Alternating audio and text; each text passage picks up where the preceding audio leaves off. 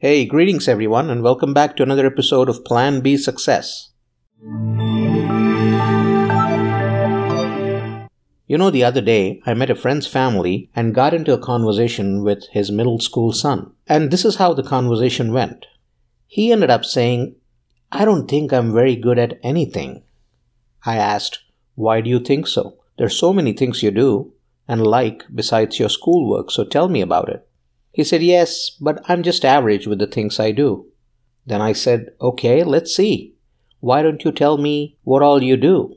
And he said he goes to martial arts, practices music, art besides his schoolwork, and of course plays sports as well. So I started asking him, "Okay, who gets all the A's at school?" He says, "I do." "Then you're good at studies," I said. "Not just average, but you're good." He started nodding his head, and then I said, "Okay, who has been consistently learning and practicing martial arts and music? In fact, moving from one level to the next and has also won some awards?" He said, "Me." "Then you're good at these things too. Things that you love, and you can get better at them with practice over time," is what I said. "Who does math best in your class and is ahead of what is taught in school?" I asked. He said, "I am." "Then you're good at math, and with consistent practice, you can be the best," is what I replied. "Who loves to draw and tries to self-learn through books and YouTube videos and other ways of learning?" I asked. "I do," he said. "I should join an art school to learn further," he went on to say. "I agree," I said. "You love it and do a good job at it without any instruction. With some instruction, you could probably excel," I replied. "Now, who loves to play and is trying out basketball, football, and tennis?" I asked. He said, "I am. I still have to decide on which game I want to focus on." "Well," I said, "try out different things and continue to learn and practice what you love so that you don't just get good or better at it, but you get to be the best. So do you now see that there are so many things that interest you and you're good at, not just average?" I asked. He said, "Yes, I think so." I continued to say, "This is your chance to try things out. Find out what you like and love, and then pursue it with unwavering devotion to not just be good at it, but be the best. You will be good at anything you like, but will only be the best at something you love. Don't worry about being average. You're already good. Think about how to be the best," I concluded. My point in telling you this small anecdote is that this has to do with self-esteem. And self-esteem is so crucial, whether you're a kid or an adult or whoever you are. Self-esteem, a healthy one, is the cornerstone of anyone's life.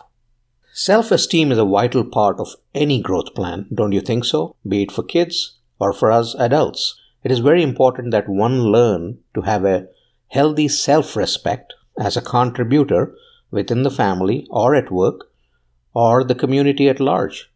What is more important is that we should focus on consciously nurturing it within our kids, our friends, people that we meet every day, and our own selves.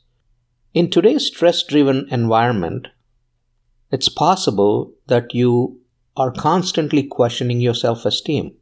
Constant reminders of what you do and how it positively affects the people around you is a must in order to preserve your self-esteem. Each of us is a very unique individual, a unique personality, and there is no one else out there like you anywhere in the world. You are a sum total of your beliefs, talents, skills, thoughts, aspirations, and behavior.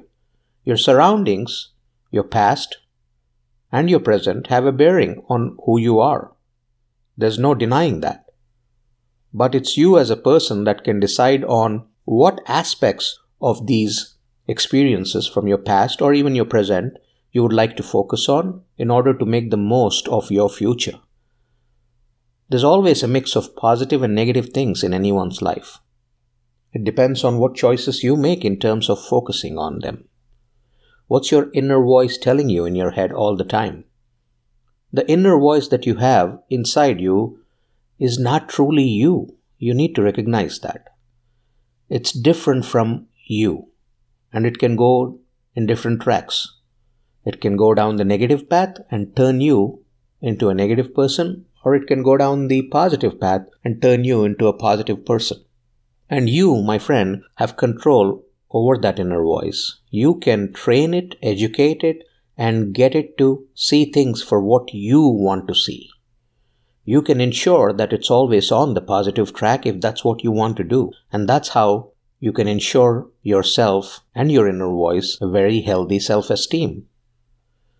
You're no less than anybody else. No matter who you adore and admire out there, no matter who you look up to, you're no less than anybody else. And it's important to recognize that in your own self. Because the day you recognize that in your own self, you'll be a complete person. You will be a fulfilled person. You will learn from yourself, yet you will be able to look up to others and learn from them as well in order to mold your journey, your personality the way you want it to be. You know, the Eastern philosophy over the ages has taught us to be simple, determined, humble, and self-deprecating in nature. While I do agree with the simplicity of things, being determined and being humble, the self-deprecating part of it is what I don't as much agree with. At the same time, what I've seen of the West is to be aggressive, to live life the way you desire, and toot your own horn as grandiosely as possible. Now, I'm not saying one is better than the other, but that one aspect of it, when it comes to that self-deprecating nature, that's the thing that I beg to differ. If you have achieved something, no matter how small, it's a feat and it needs to be celebrated. There are several people from the East that I know of with the most magnanimous of achievements, but a rather humble self-esteem as a result of where they come from. I'm not saying that one is right and the other is wrong. What I'm saying is there needs to be a balance found between the two in order to have a healthy self-esteem. You don't want to be totally self-deprecating in nature. You don't want to be the one who's tooting your horn and embellishing your own accomplishments. You want to be the one who has a balanced self-esteem. Because such a healthy self-esteem can be the cornerstone of several quality contributions on your behalf for the future, in this generation and for several future generations to come. And most importantly, at home. If you maintain a balanced, healthy self-esteem, that's what your friends and family will learn. That's what they will imbibe as well. So whether you like it or not, actively or inactively, you yourself are a teacher who others are looking up to and learning from. So why not ensure that you have a healthy self-esteem, and whoever you meet and come across, you preach the importance of a healthy self-esteem. Hey, I hope you enjoyed that episode. Please make sure that you share, subscribe, leave reviews, and spread the word so others may benefit from this content as well. Plan B Success Podcast on your favorite podcasting platform. Thank you.